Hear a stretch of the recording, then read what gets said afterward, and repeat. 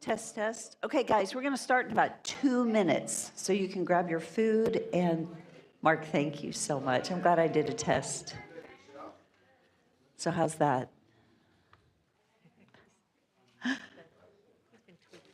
Yeah. Okay, test, test. I think, what do you think?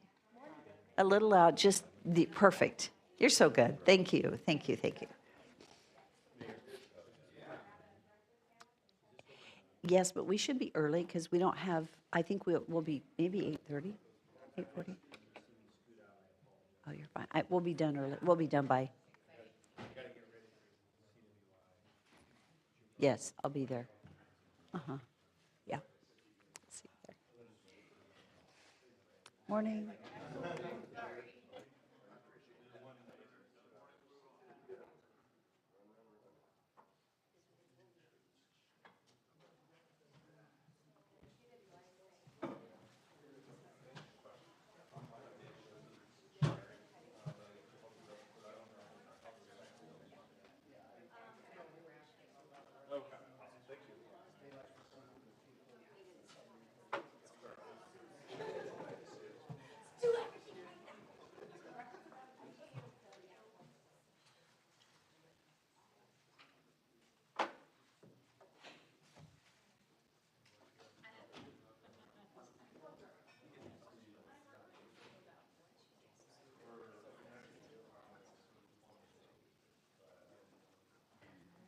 Okay, I think we're ready to get started.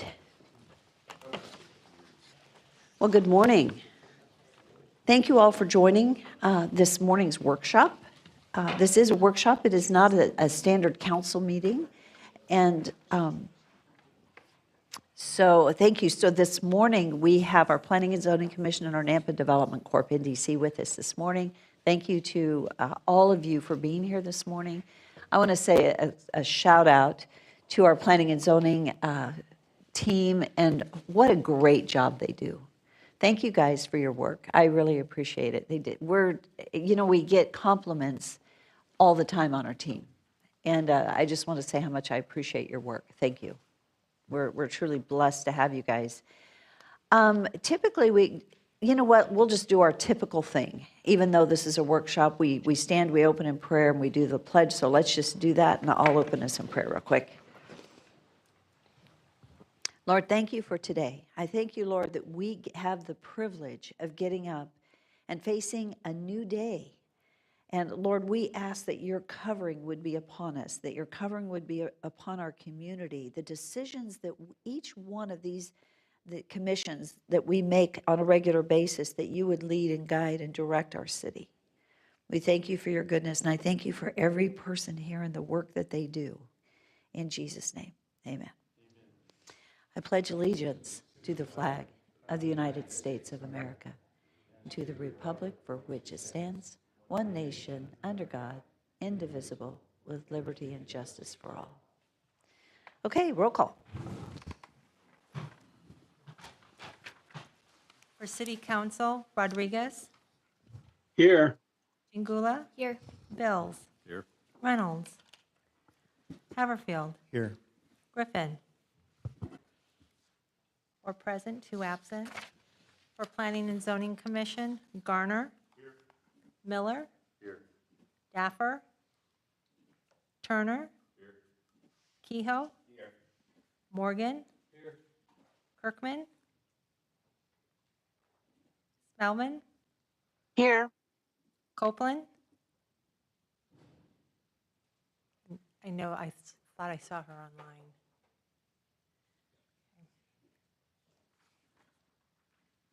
Napa Development Corporation, that includes 2 council members, Cornelius. Here. Bruner. Here. Minetti. Here. Rhodes. Here. Hutchings. 1 absent. Okay, thank you. Well, Rodney, is it you? Is it Doug? Who's kicking us off this morning? That is so unusual. I see you guys.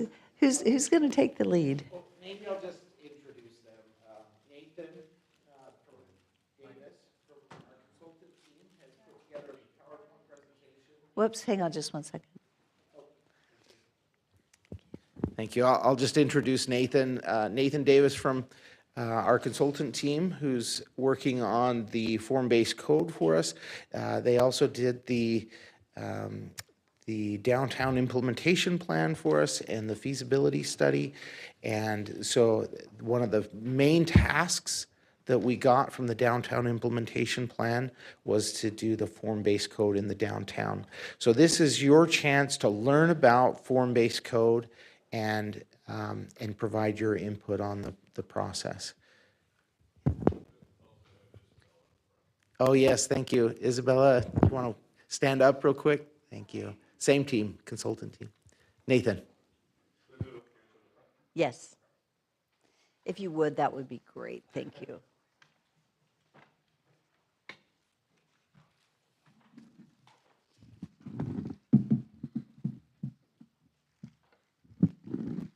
Good morning, everybody. Thank you for being here. So today we have a few activities. First, we have a presentation. It's about 45 minutes long. I'm going to run through sort of the background and structure of form-based code, really the roadmap of what got us here, what we've been working on. And then afterwards, we have 2 materials that should both be in front of you. One is a 11 by 17 exercise with 10 pages, 5 front and back. And so these are really designed to gather feedback from you to help shape the form-based code. And then this other one here is just a simple FAQ designed to answer any questions that you have, provide some feedback about the draft that we have prepared so far. All right.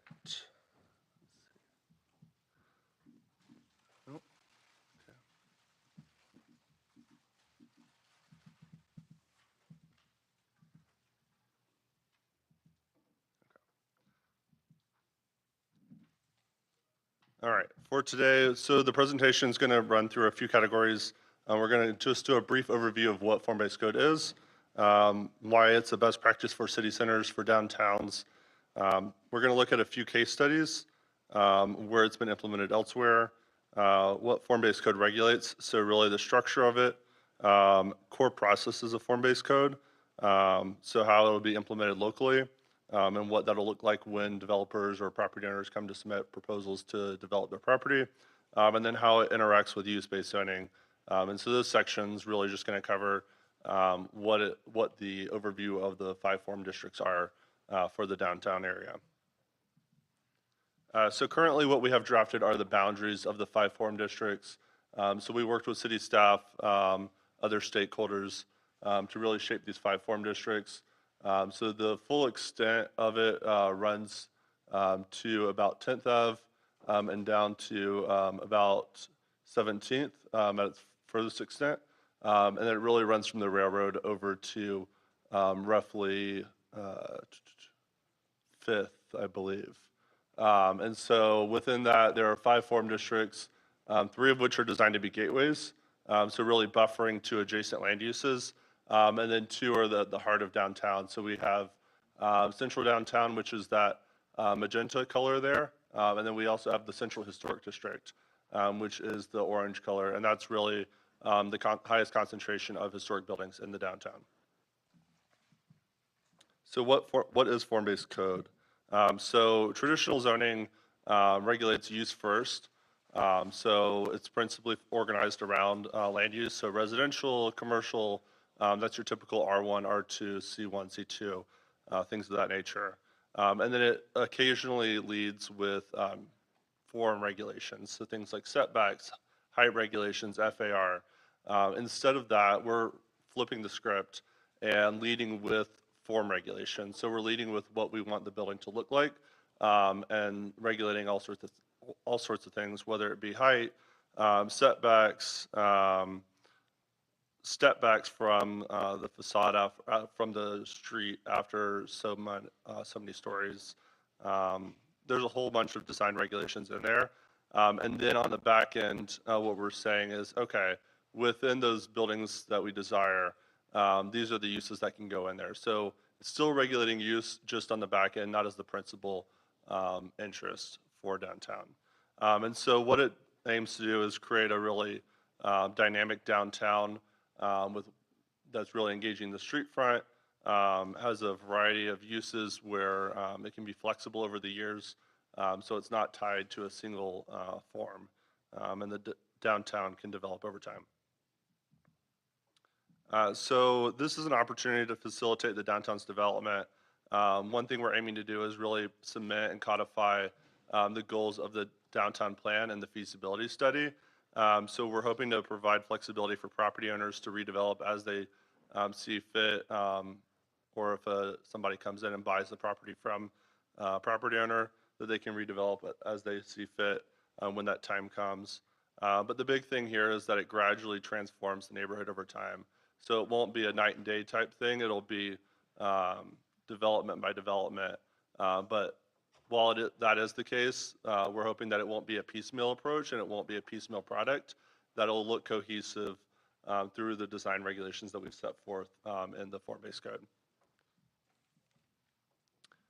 So form versus use-based zoning, as we covered, it focuses on the physical form rather than the land use. So as you can see here in the graphic down at the bottom, conventional zoning is really interested in the land use.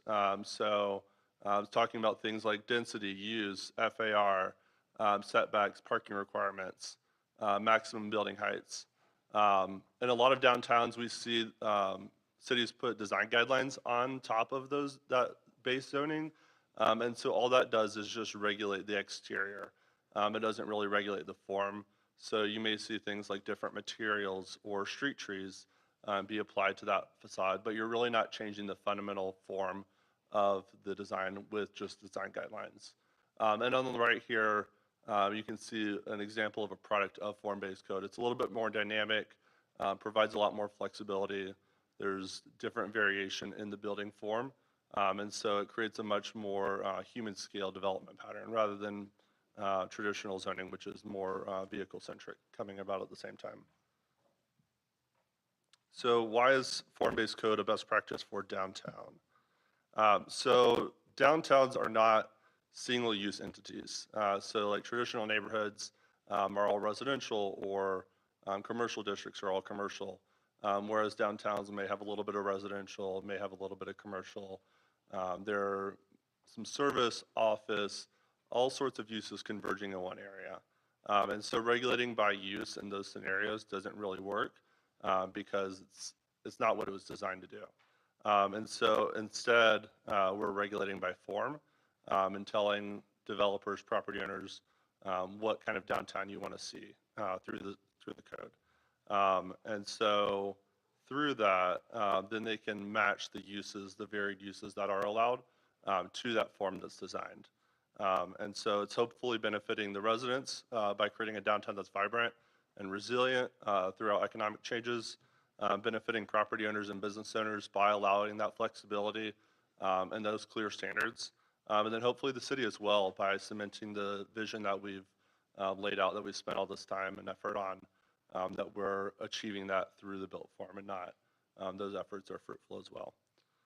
And so we've been over the districts for where this will apply. So it's a very set area, a very confined area to the downtown. So a big benefit of this is that it allows more diverse uses and building forms. So as we'll get into in a second, the form-based code is not, it's clear standards, but it's not designed to be strict. So it's designed to provide maximum communication from the city to those looking to develop, to either renovate or create new properties. But it's still aiming to create a cohesive, consistent environment that has flexibility in whether the building heights or the building materials or the building uses. And through this, it's hoping to create a cohesive, attractive neighborhood character, one that people identify downtown as a distinct neighborhood in itself. So when people walk into downtown or drive into downtown, they know they're in the neighborhood. And there's no question about it. The buildings all have a cohesive feel to them.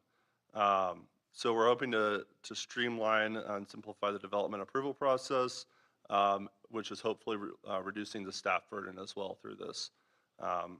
In all, I think the goal here is to create a downtown that attracts investment and attracts people, and in turn will increase property values by creating a neighborhood that is dynamic, that where people want to be in.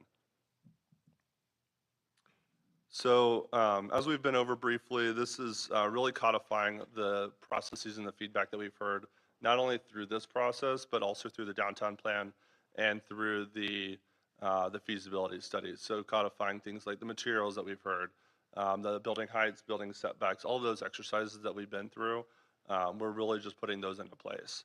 And so this will be a guide towards incremental development as property by property redevelops over time.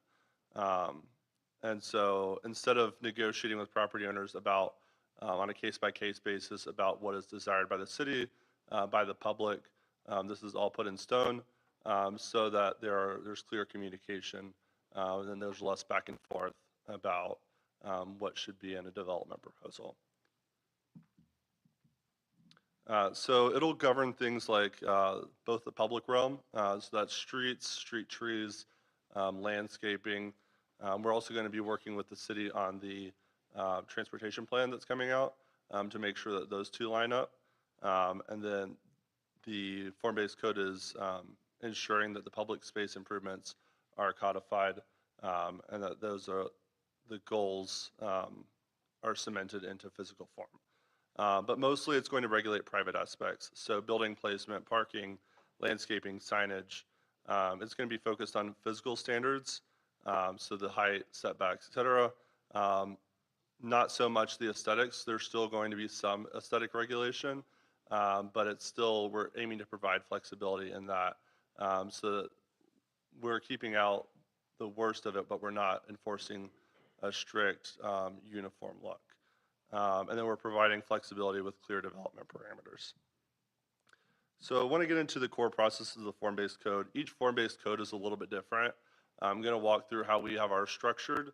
It's pretty self-explanatory, and it's going to make sense once we get through it, but there's a lot here. So you have some materials in front of you as well that can help guide you through this conversation as we go through this.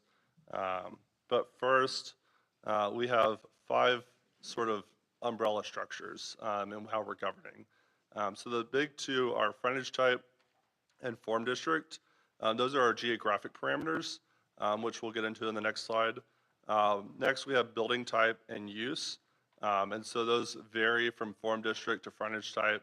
Those vary throughout the district. And then finally, we have design-specific elements that are really on the back end. And so those are minor, but still impactful. So the first 2 geographic parameters are form district. Those 5 that we went over, the 2 in the central core of the downtown, so the central downtown and the central historic district. And then we have the 3 gateways as well, C11, C16, and CR for 11th, 16th, and the southwest residential area. And then we have frontage types. So there are primary, secondary, and tertiary frontage types. And so those are really regulated around which streets are the most impactful for downtown, which either have the most vehicle traffic, so where are people witnessing downtown from, or where are they walking to, so things like First Street are definitely going to be a primary frontage, as that is the heart of downtown.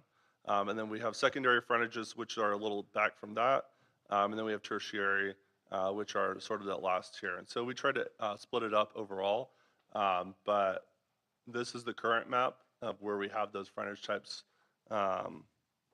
distributed throughout. And you'll also get a copy of this as well to look through. I believe it may be, it is not in here, I don't believe. But we will get you a copy of the frontage types so that you can look through that accordingly. So next we have building types and uses. So there are 5 building types throughout the form-based code. And so these regulate what types of buildings that can be built. These vary by frontage type, but also by form district. So not every building type is allowed in every form district, and not every building type is allowed in every frontage type. So things like yard buildings, that is going to be your traditional single-family detached home. That's not going to be allowed in the central downtown district because we don't want people building single-family homes right in the heart of downtown, right on First Street. But it will be allowed certainly in the adjacent areas like the gateways and as we move towards the residential neighborhoods because we want to blend seamlessly with the adjacent development and we want to make sure that the character is compatible across all the blocks. Next we have uses. So we have a whole list of uses in the code. There are broad categories like general retail, neighborhood retail, general service, neighborhood service, and then within those, it breaks it down a whole bunch into like very specific uses. And so some are allowed on the ground floor, some are allowed on upper floors, and so it regulates all of that.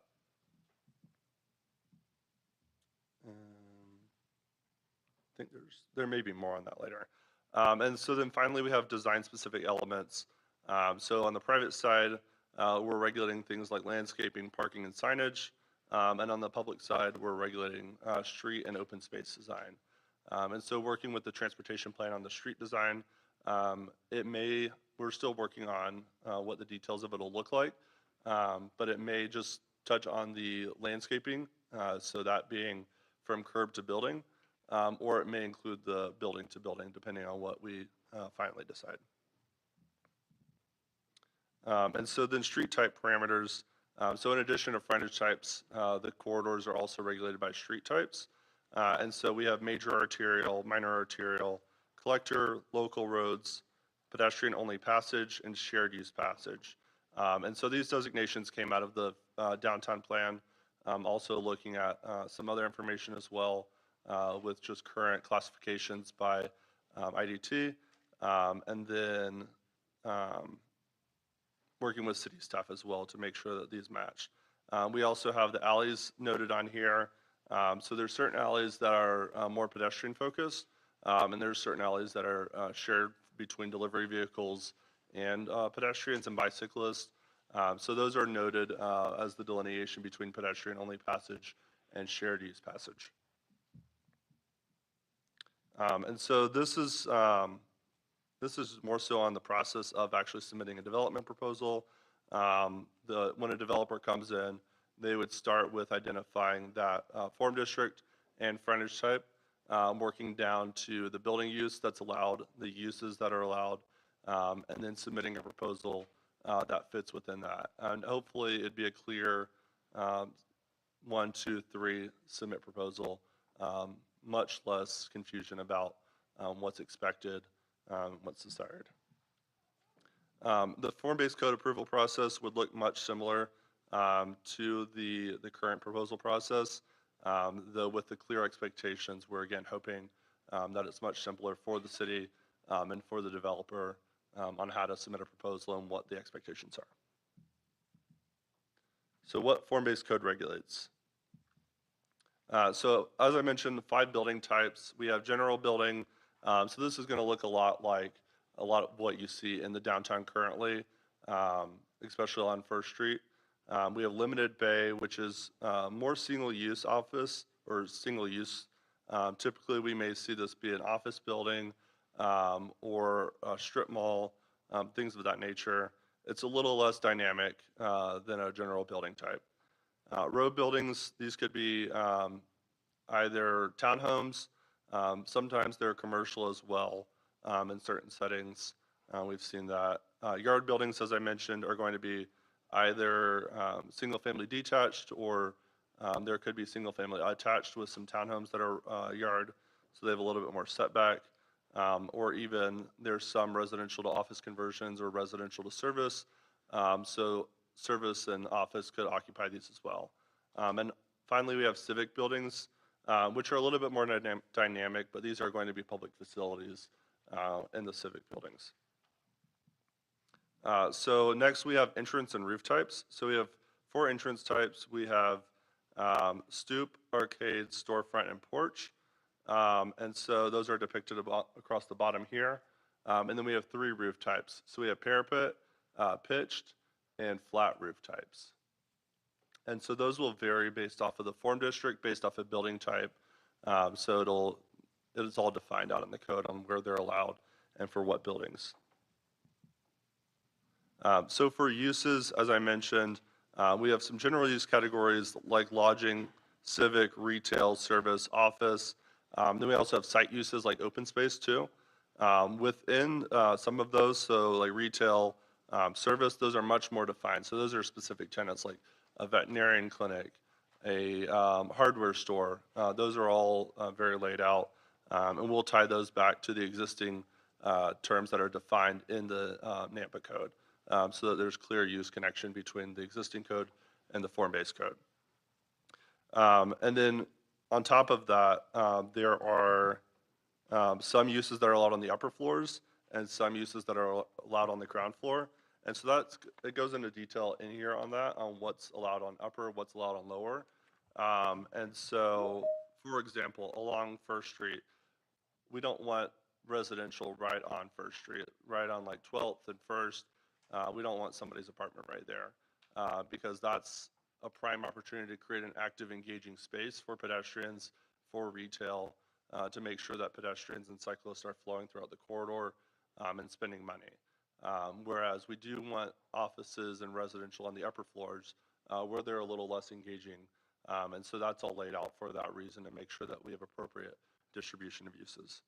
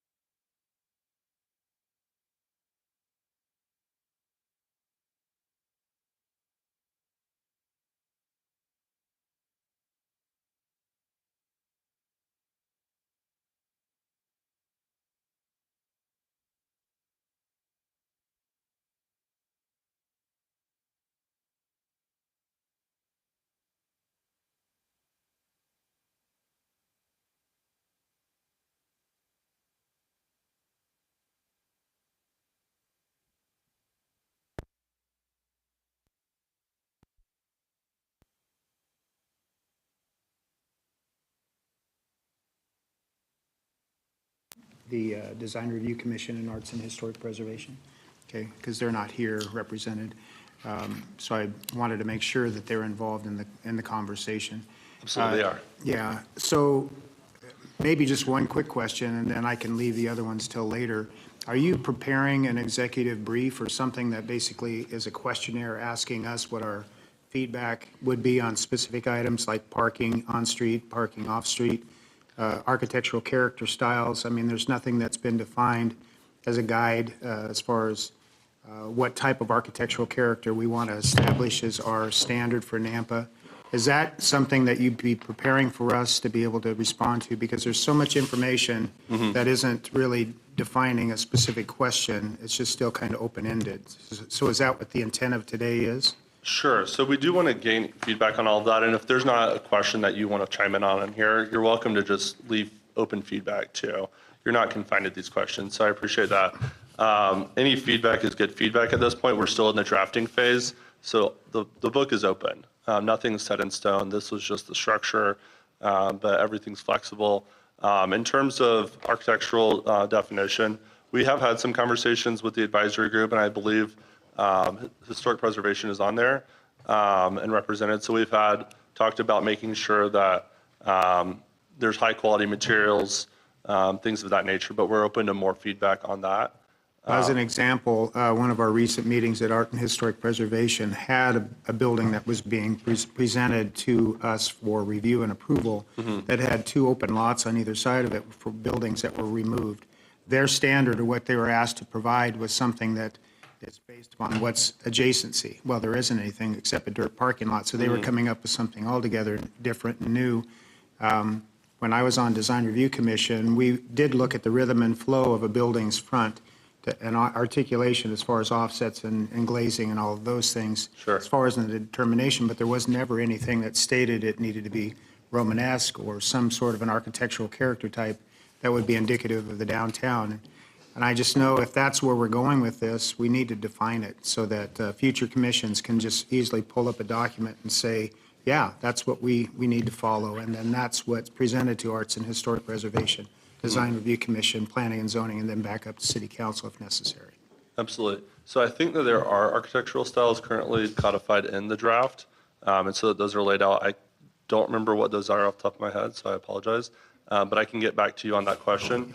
And I think materiality is certainly governed. Right. We don't want to create an environment in which it's so strict that there's no flexibility, but we also want to achieve the desired outcome of high quality materials to ensure that they're not deteriorating after a couple of years.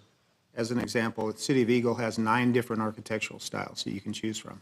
Okay. And you might not be able to find something that actually matches what you want to do even in those 9 styles, but at least it's a guide. Sure. So, Yeah, I think it is. It's in there. I'm pretty sure, but I'll make sure and get back to you on that. Okay. So real quickly, Rodney, I realize it might be good to step back just a hair to talk about kind of where we were before this and the why, but you do need a microphone. You know what I was thinking as you were talking, Nathan? So Rodney started introducing form-based code. Was that in 2014? I can't remember. Yeah, that was about right. It came out of 2014. our comprehensive plan that we adopted in 2012. We were directed to look at form-based code, so I started working on that form-based code at that time. And unfortunately, I almost had it all together, and then I took another job in Ada County and kind of just dropped off the table for after I left. But yeah, the reason, are you asking for Yeah. what the reason is behind A form-based little code? bit, and where we are right now in this process. Because Yeah. I appreciated you saying, Nathan. Okay, good. We're still kind of at the beginning. We're not at the end. So this isn't like the end final approval. This is a great communication as we're beginning the process. Yeah, that's a great point. The purpose behind this is to create an environment in our downtown that achieves the vision developed in the downtown implementation plan. Right? We have a vision now. We want to see that happen. But our current code just doesn't do that. And so it doesn't get us to where we need to be. And Councilman Haverfield, you've made some really, really good points. Some of our current code essentially says match the architectural historic styles of the buildings around you. Well, if you walk through our downtown, that is very, very diverse, right? There are some diverse styles in our downtown. So if you match the one next to you, it might not match the one on the other side of you. So what we're trying to do with form-based code is say, here's the style. Here is what the vision should look like. And so the point we're at right now in the process is early on, we're drafting the code. We don't have anything finalized.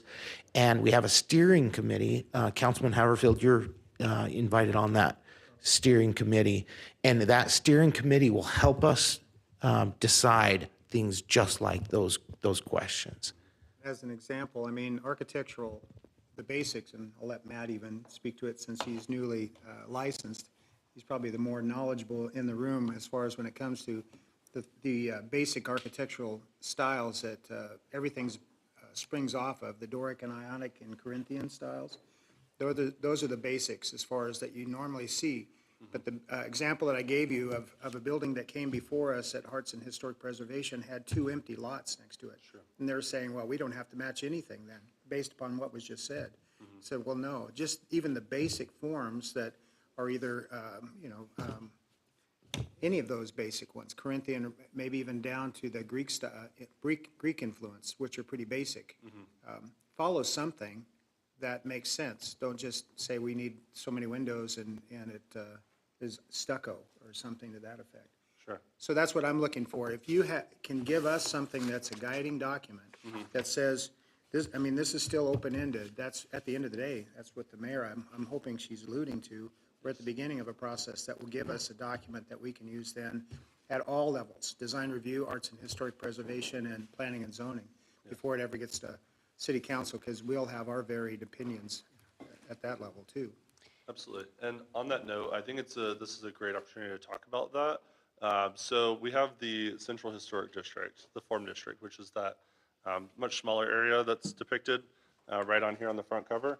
But then we have the other 4 districts as well. And so to what degree is there a desire to have those same architectural styles codified across all 4 districts?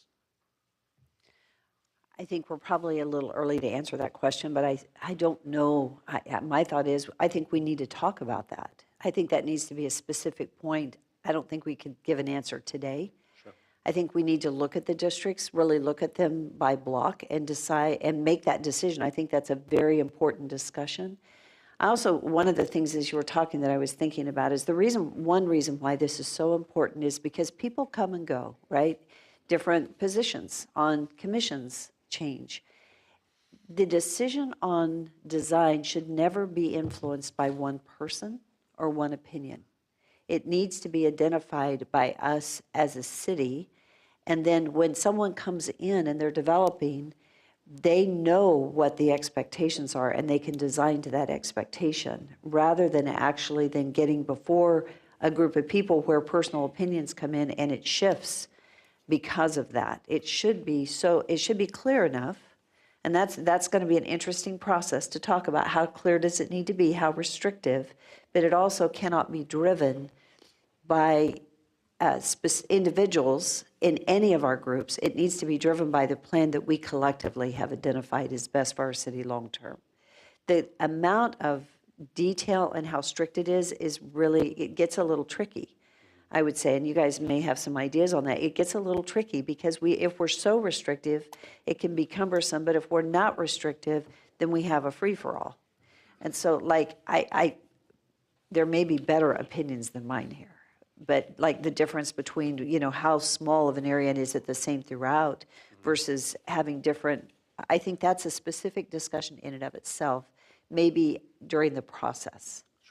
So, but I think today my guess is this intent is it's higher level, this is where we're going. Tell me if I'm wrong on this. And then we'll come back and identify specific things as we go along. Rodney, am I off on that, or? No, I think that is, that's fine, and we can move forward with that. Just to give you a general sense of what staff and our consultant has already done is those areas that we've defined on the map, we felt like those had specific categories of buildings and styles that felt very different from each other. And so if you look at that map, I think that that's really important to look at those and say, do we want consistency across the entire area, or do those areas feel like we could have specific style guidance for each of those areas? And my guess is, and our team has given the recommendation that we primarily focus on each of those individual areas, but then have some features that continue throughout to create consistency throughout the whole downtown. Those are great ideas. And at some point, I think, and maybe the steering committee will do so, and any others, there needs to be a walking tour, right? We need to actually walk and look at those things, but I like the recommendations that you guys have come up with. Thank you.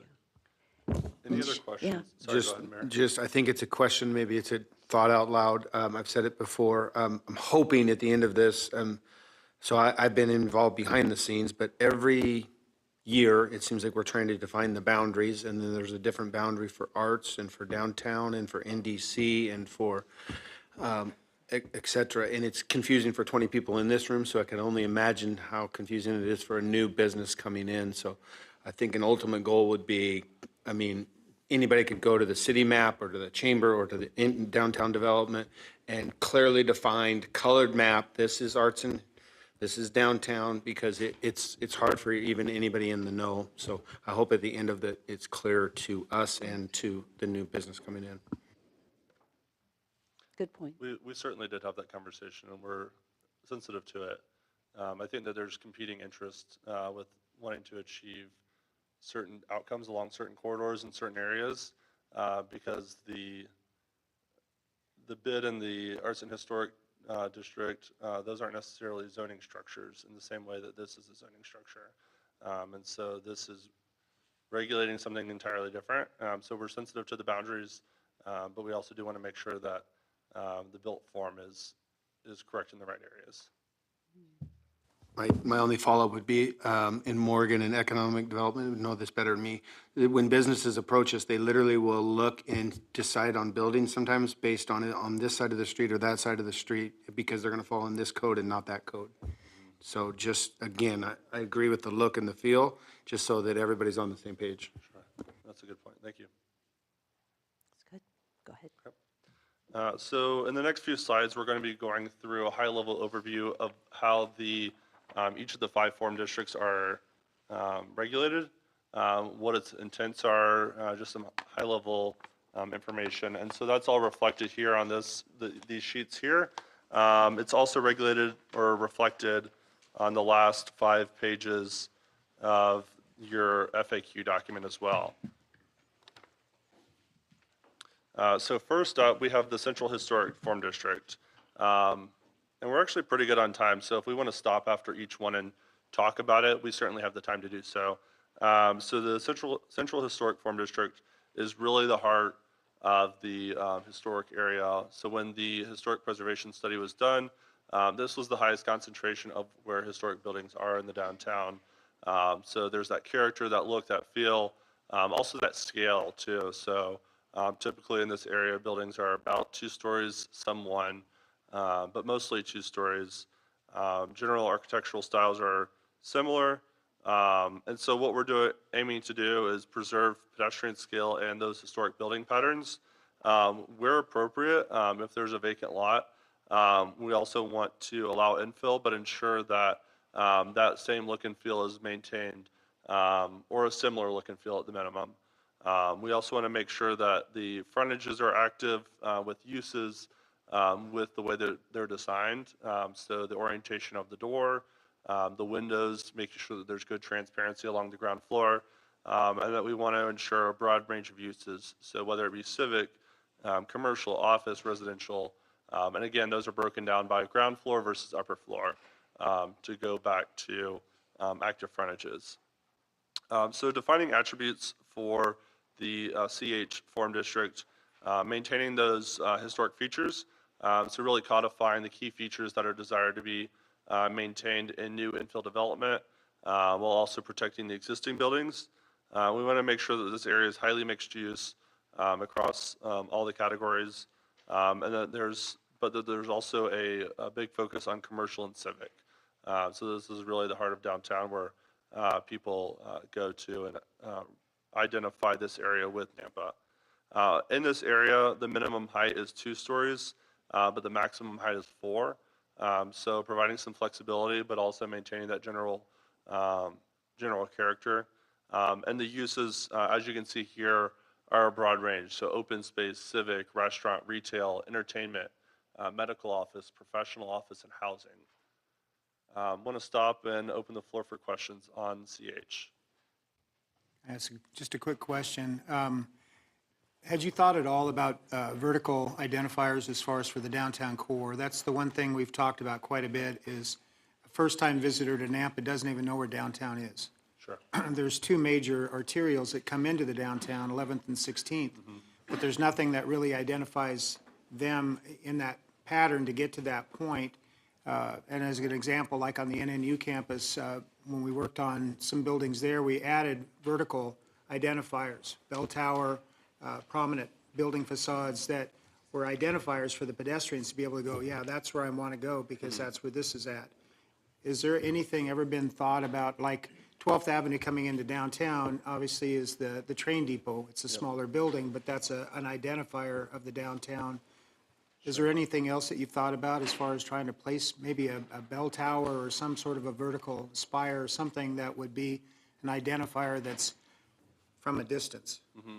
So I may be speaking out of turn, but I believe towers are allowed as a facade feature.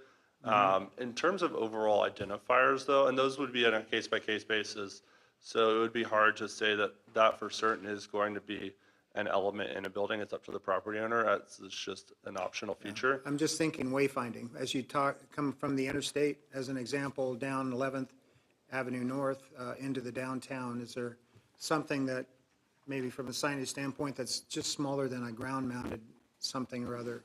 Something that really would, and maybe it's the bigger buildings eventually. I don't know. Yeah, well, I mean, I think that's a great point. Gateway signage is really important. I think it's a little bit outside of the form-based code in terms of like what we're trying to achieve here. The taller buildings certainly are going to be a landmark. So we've packed most of the density into the heart of downtown. There's also still a fair bit of density along 11th, and we'll get into that in a second. But we tried to balance the density and the engagement around those corridors to make sure that they're inviting people to downtown so that people know that they're in the downtown, while also respecting the adjacent land uses too. So you'll see that in the CR, and we'll talk about it when we get there, in the C16, where there are those single-family home neighborhoods. We want to be mindful of those.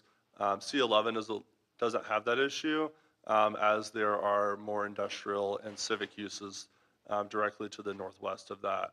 And so we placed density where we thought was appropriate to achieve what you're talking about with the gateways, but also respecting adjacent character.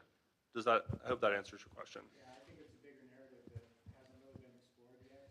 Because obviously the front door, back door conversation that we've had as far as coming into the downtown being easily identifiable, that's not, we're focusing on an area that is very needing that, but we still need to be looking at how we get there as well. Certainly. That's a bigger conversation, though. Mayor? I mean, I completely agree that it's important, and that was a recommendation of the downtown plan as well, so. Yeah, I was just going to say exactly that.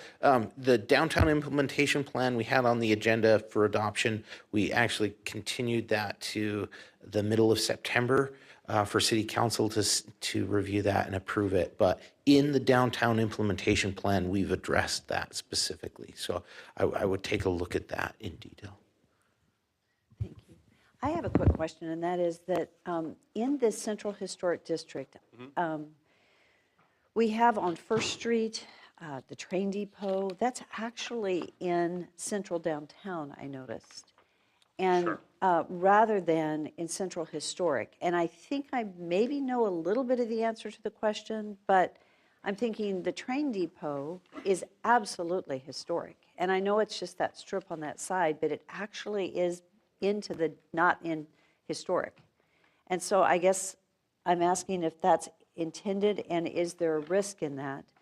And then even the area right on Front Street at 12th, we've got 12th, that it's a historic building sitting at the corner of 12th and First, no, that's Second. So the first, nope, 12th and First, the building's right there on the other side of 12th, in front of the depot, or not in the Central Historic District. And so I guess my question is why? Just on the other side of 12th? On the west side of 12th Avenue, between Second and Front, specifically First, I think about First to Front right there, that is not in the historic zone. Neither is the train depot. I think Tiny's is off of there. No, that may be a parking lot. And I understand the block between 13th and 14th at First and Front. I understand that because of the other plan, right?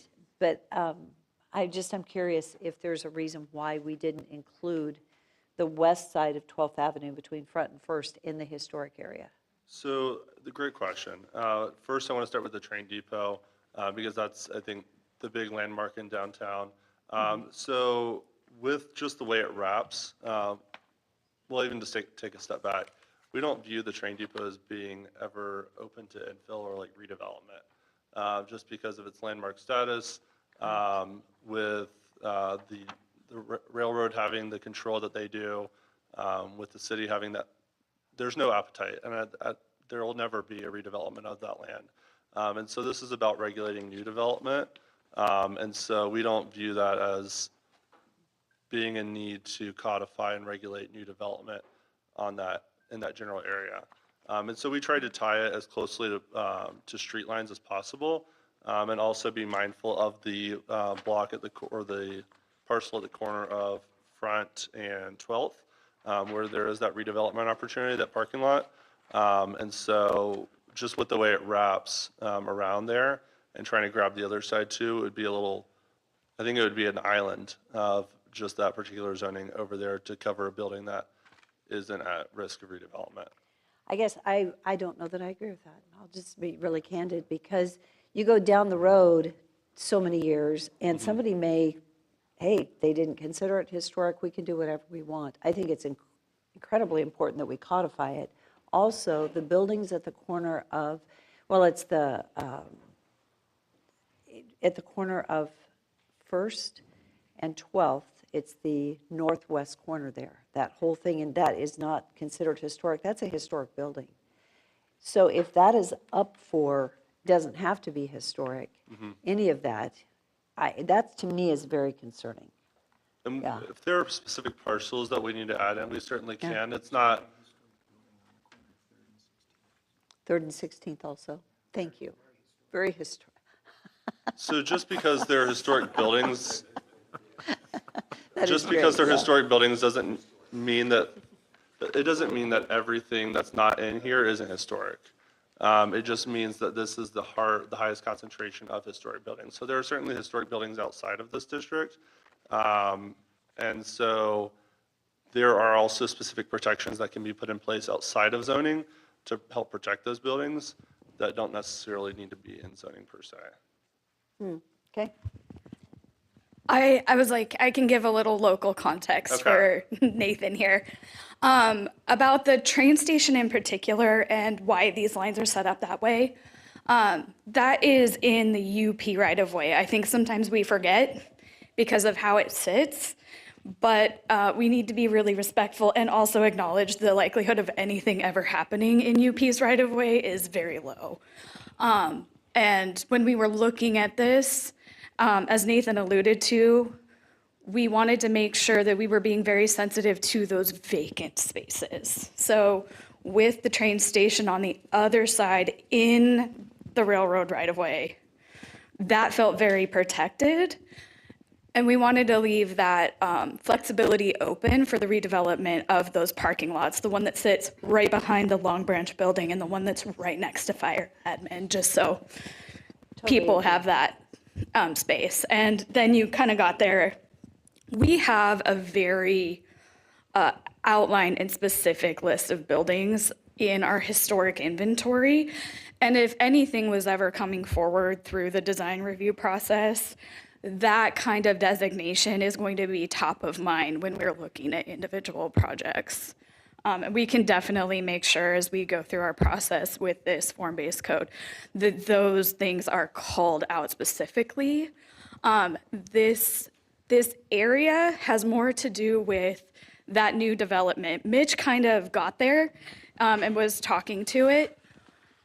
This code helps us at the top end of projects in economic development guide developers and businesses on what the expectation is from the very outset. One of the largest conflicts we run into is people that have a great idea for a project and then get frustrated on the back end because our current code system with the land use is so open. So this here, and the way to look at it is, if you're in this designated area, this is where we are going to require the strictest and most intense historic looking and those references to our existing historic structures as possible for the new development. And then again, as we move outward into those other areas, that's where we get more flexible for those new developments primarily. That's what we're solving for here. I think I totally agree with that, and I totally get it on the backside. I have to say, I still don't agree on 12th Avenue when you go across the street.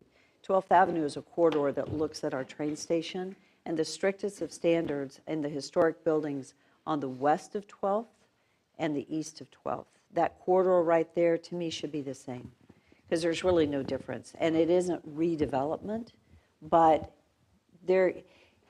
I'm going to liken this to where we have legislative language that is unclear, and umpteen years later, when you go read it and there's a lack of clarity and there's a vagueness, it's confusing because you have lost the intent of where you were going. And so what we've established, do you have a Yeah, comment? I agree. If we leave any holes in code or lack of code, I think there's an opportunity for somebody to come in and say, no, that's not really what it says on this specific piece of property.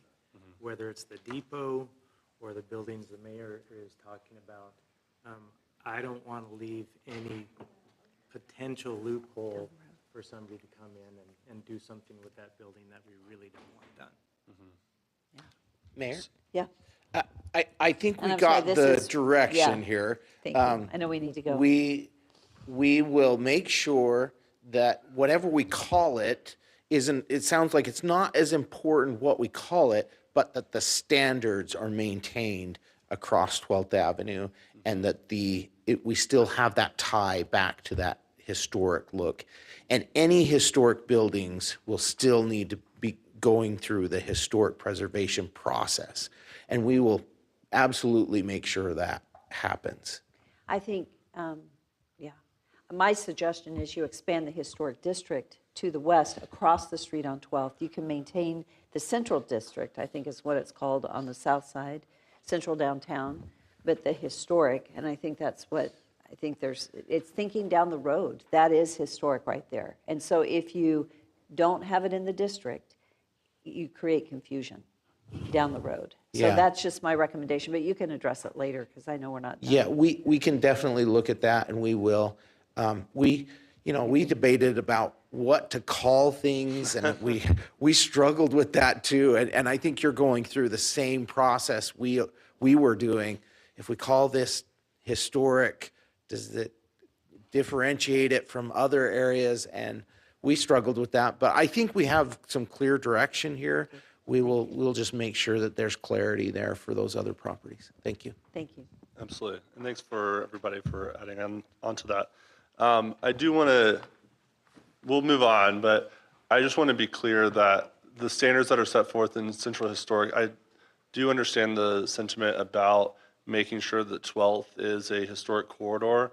Do want to be mindful that just because a building is not in, or if a building is in this area, that is still up for redevelopment. So even if we do put a historic building in there, we're more so regulating what new properties look like. This is not a historic preservation tool per se, but if there's a 2-story historic building that isn't landmarked and isn't protected through other avenues, theoretically somebody could come in and develop it to the standards that are laid out in a Central Historic.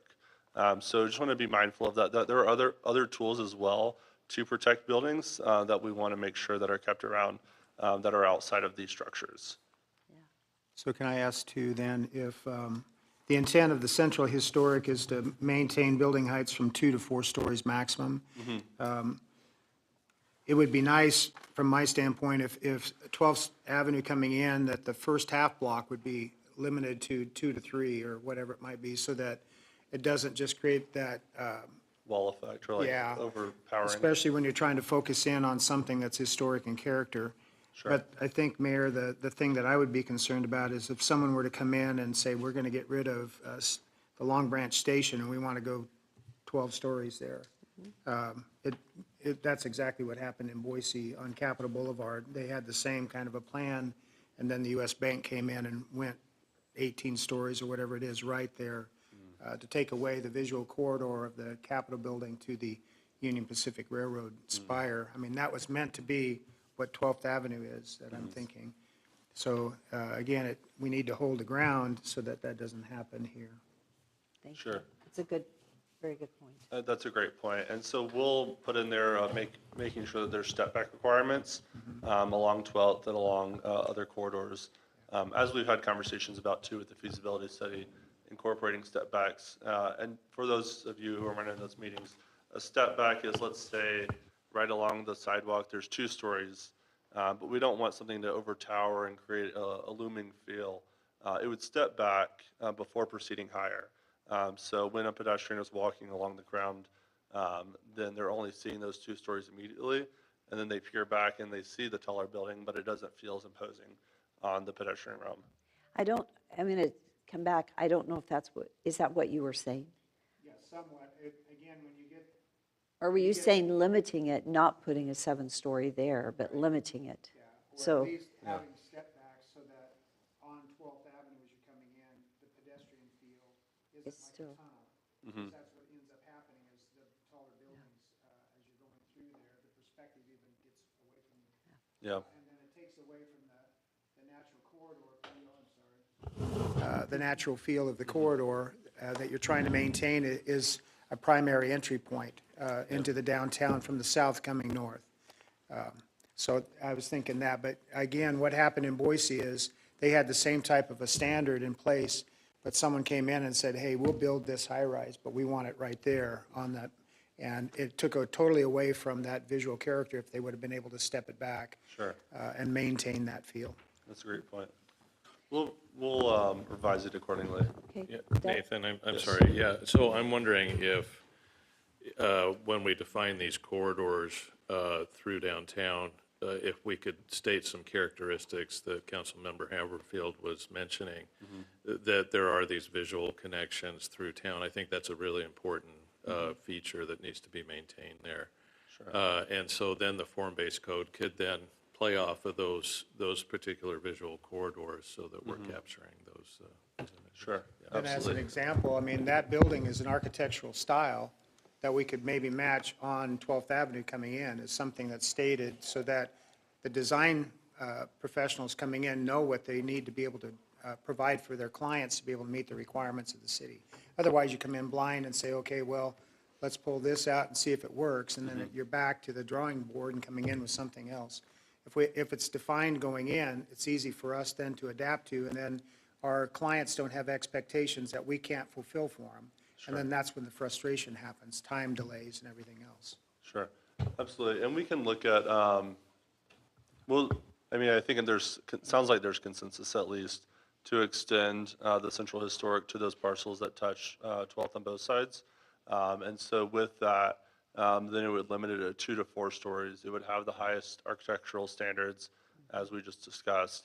And then we can also look at adding step backs too. So right along the road, there'd be 2 stories. It would step back to at most 4 if they do that, if they choose to add a step back, and we can look at what that distance requirement is. But that would create that view shed to the train depot. Does that sound good? Okay. Yes. Matt. Can you turn? That's the maximum? Based off of the existing building character and the overall building height, we could do, there are a number of things that could happen. It could step back at 2 stories to match the other existing buildings. That's where I think it should step back. And from there, you could either do 1 large step back and then go up 2 more, or you could do 2 step backs, 1 smaller and then 1 again to a more tiered approach. I think in Central Historic, it goes up to 4 stories. Go ahead. Yeah, no, I think that, I'm an architect, but I'm also just like a person, right? I like walking downtown, and part of the reason you like walking down there is because it's so different than walking through a neighborhood, because you have these walls, you know, that provide some interest to you, and it provides this different feel than just walking through a neighborhood where there's a bunch of houses. And so I don't think there's a problem with having the walls go up. You know, I think 2 stories is like, I mean, if you walk down there now, most of the buildings are taller than 2 stories. And so I think that I would say probably the step back wouldn't happen till at least 4 stories myself, but, My recommendation was 2 to 3 stories and then step back. yeah. And I'm not saying, and that might be just for this district here, right? Or that But- main corridor going through there. Yes. That was what my thoughts were. And in this district, yes, I would agree, you know, because you're talking about having that view corridor down to the depot. But definitely in some of the other areas where you have those taller buildings, I wouldn't step it back that quick because of what you're trying to accomplish. And I think that the other thing, I may be off here, but when we're talking about, and Randy, you were talking about the architectural styles like Eagle has, right? If we want to have those styles, I think fine, but I would definitely not pigeonhole ourselves. And we've been in this situation so many times where you're like, I don't even know you know, it doesn't fit any style. And so I think that there needs to be something that maybe is a hybrid that allows. The prairie style. Yeah, right, the prairie style. So I think that there should be something, and I think that what we're talking about here is form-based. Now, I'm going to tell you a little story. Years ago, when I was in architecture school, we took a trip to Manhattan. And we were in Manhattan for like a week, and we're going around.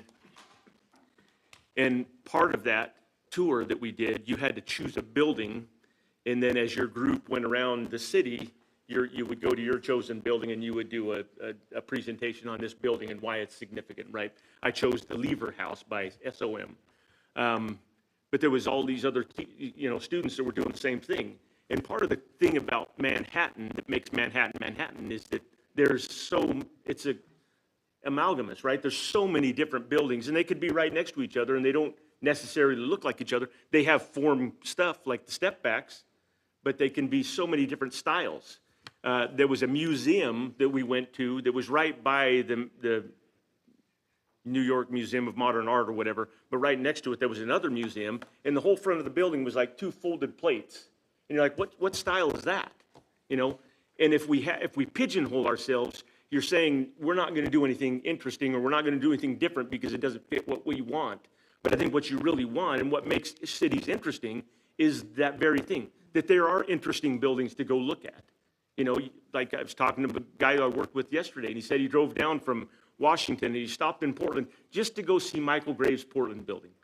And now other people might say that's an ugly building, but that guy thought that was a cool place he wanted to go see.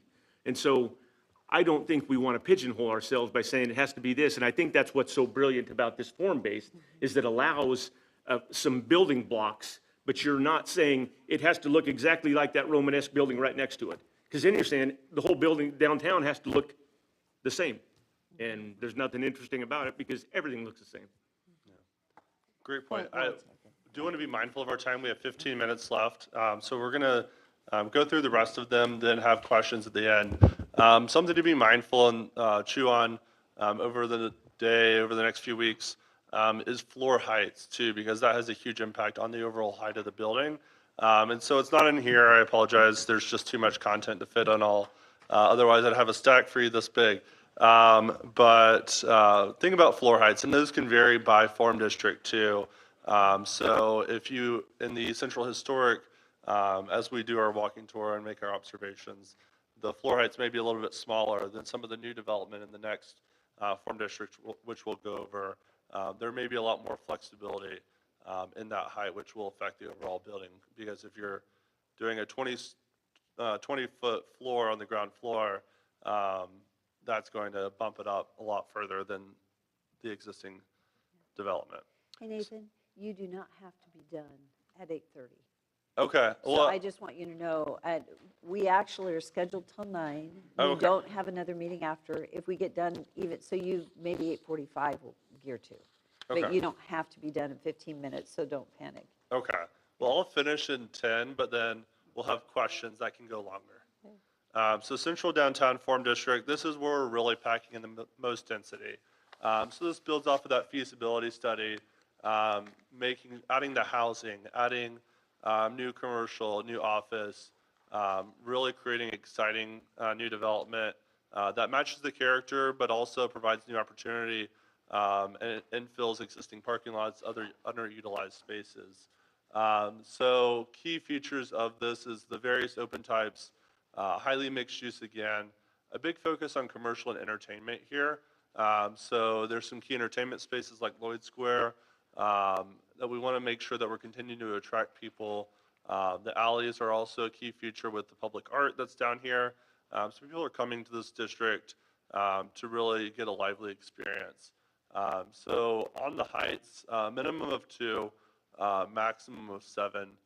So there are those step backs to make sure that it's not 7 stories right on right along the front street or First Street rather, but that it's tapered back and that there can be some density along front, along the railroad, so that there is that housing, there is that density to support the businesses. Uses again here are highly varied. There is also allowed structured parking here to support the residential units to make sure that the residents have a place to park. Central 11th Avenue, as I mentioned, this is the first of 3 gateway districts of sorts, or transition districts, whatever you want to call them. And so this is on the northwest corner, right as you're approaching downtown. As you can see, there are the closest residential single family is a few blocks away.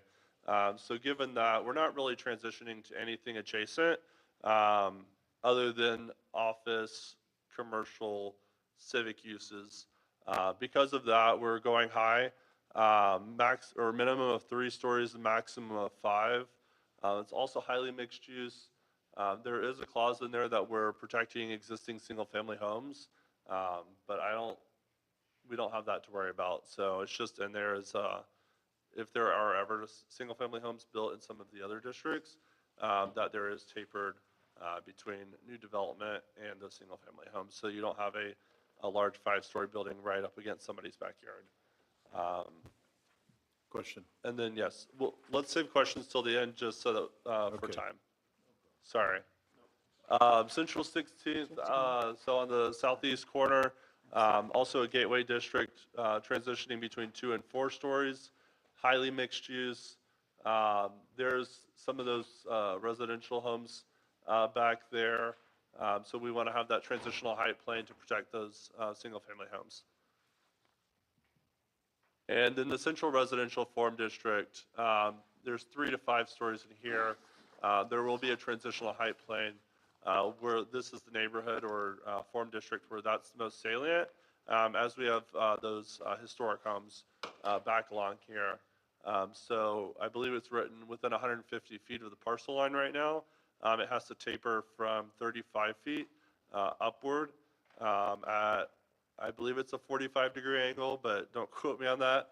And so essentially within that 150-foot buffer, they have to do step backs or step downs rather to meet that exists or adjacent parcel, so that there's some transition. And with that, now we'll do questions. Unfortunately, he had to go, so he Oh, missed his question. He oh, was okay. hoping to I'm ask it sorry. before he left. So, yeah, any other questions?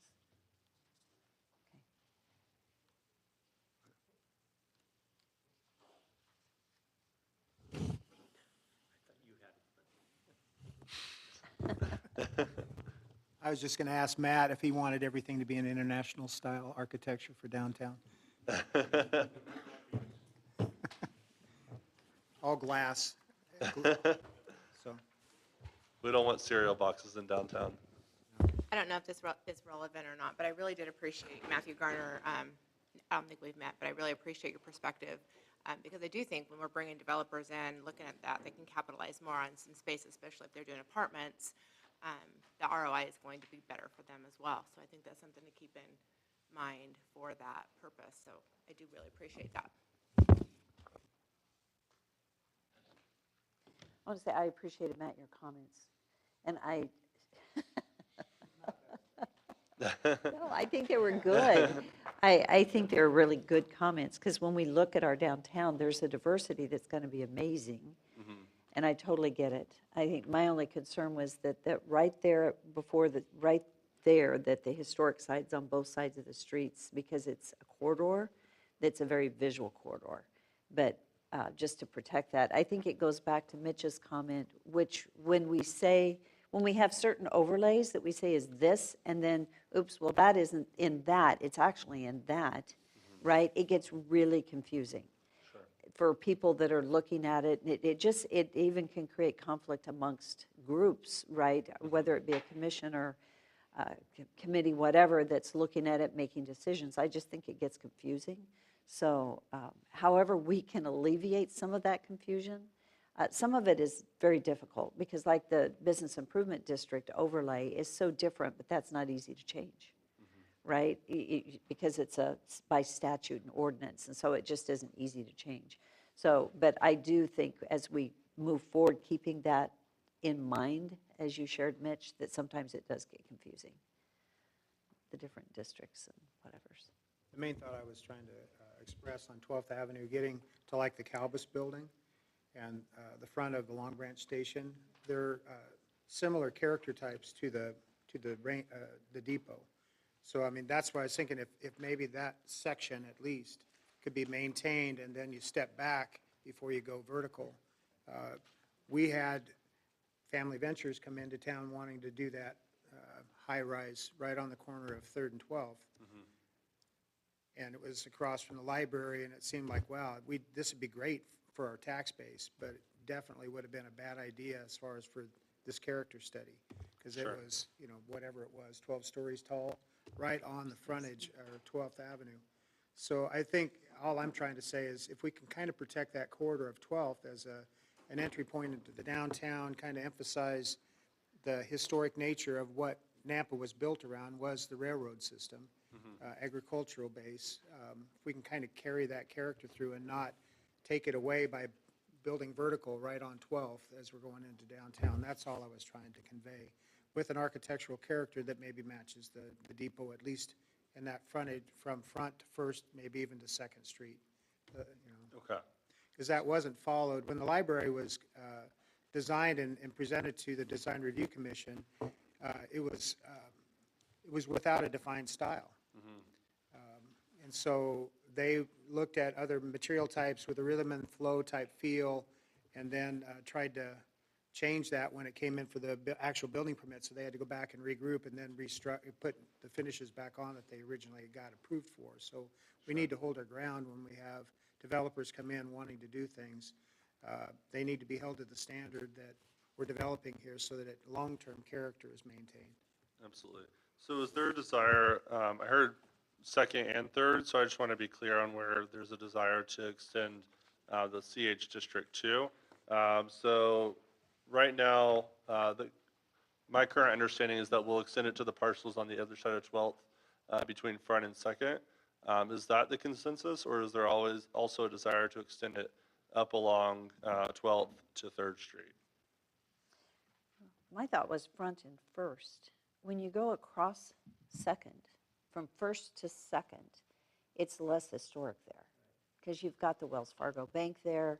It shifts, but it's just that 12th Avenue from First to Front, existing buildings, that you maintain that historic character in that block because it's right in front of the train depot. Yeah. Which one is that? So that,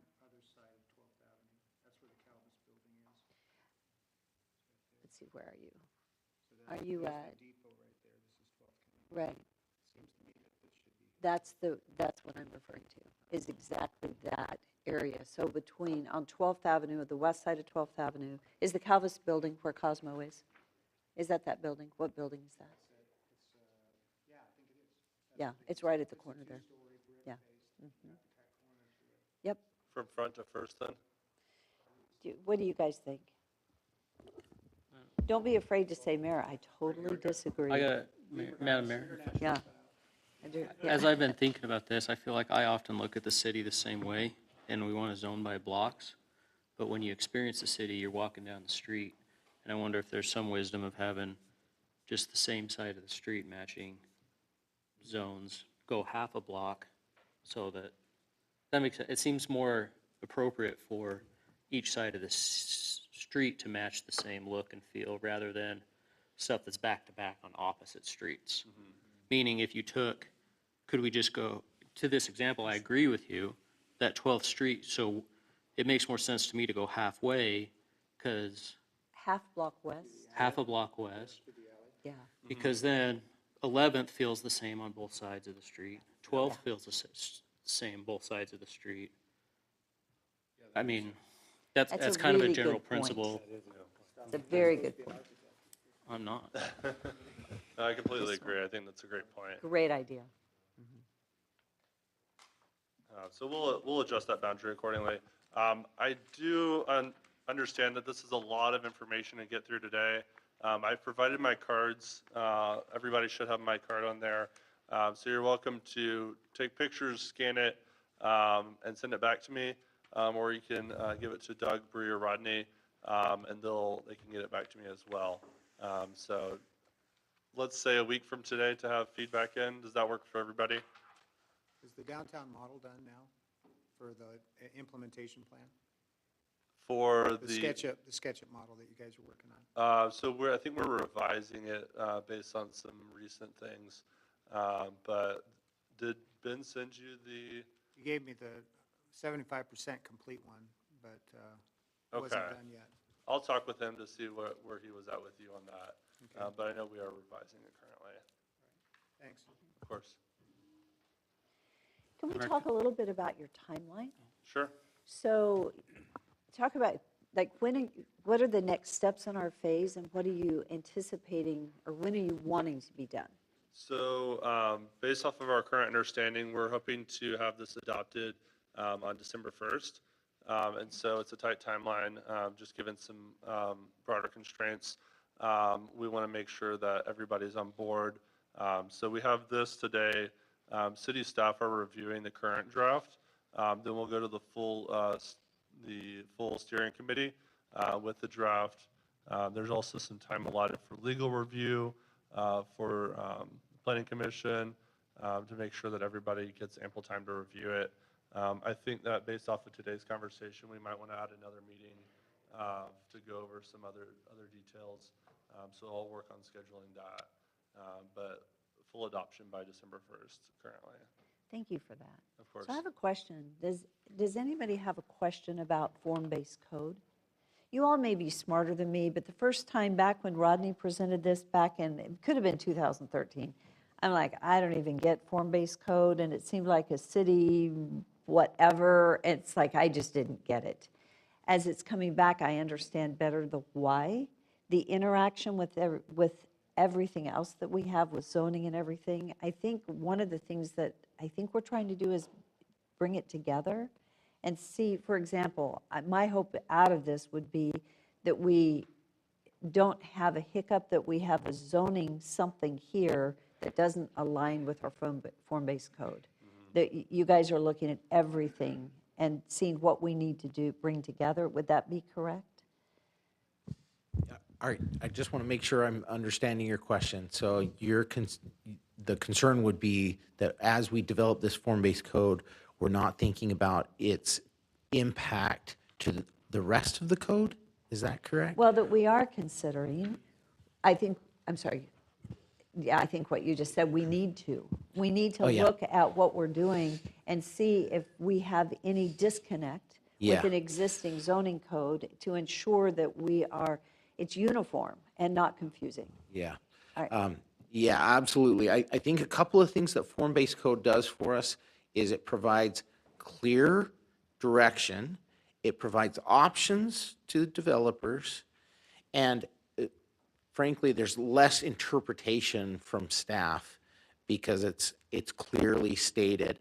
I think I can say I'm pretty confident with my team and our ability to look at the rest of the code and making sure it's conforming and unified with the rest of the code.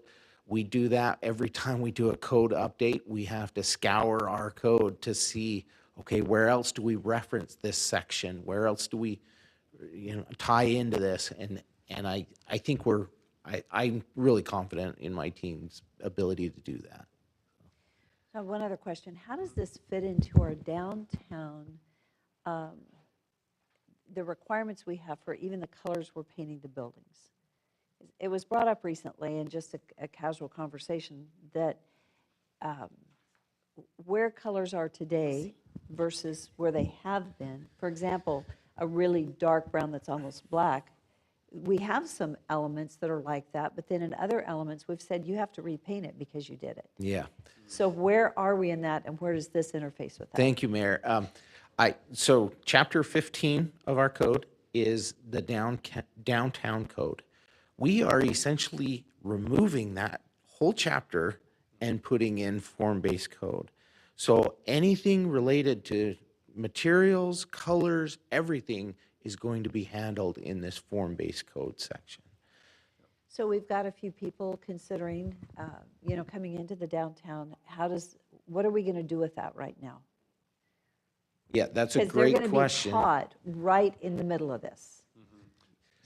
And that's part of the reason we're trying to get this done by December 1st, because this is a fast turnaround, because we know that there's this transition. We've had developers talk to us and say, what's happening here? What's happening in this section? And we say, well, current code is this, but we're trying to push through this form-based code as quick as we can so that we have new standards. We can tell you exactly what we want. Mayor, maybe this will help you, and I could say it because he's a friend. Nate, that's opening, Tower Grill that's opening in downtown Nampa, is aware of this. He's tracking with everybody, so the communications have been good, that he knows what the current codes and standards are, he knows it's being tweaked, adapted, and changed, and so he's just following along with the transition, the process. So he's one example of somebody that's getting ready to open up a restaurant in downtown Nampa and knows of the changes coming and is following suit. Thank you. That was one I was thinking of, yes. I don't know who this question's best for, but what has been the reaction from developers? Are they excited for this, or are they trying to get their projects in before this change, or what's been the reaction?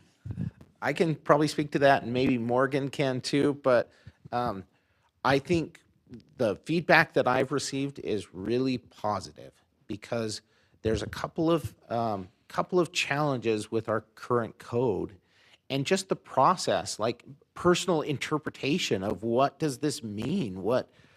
When I go in and develop on this in the downtown, does this mean I have to do this thing? And it's just confusing to them.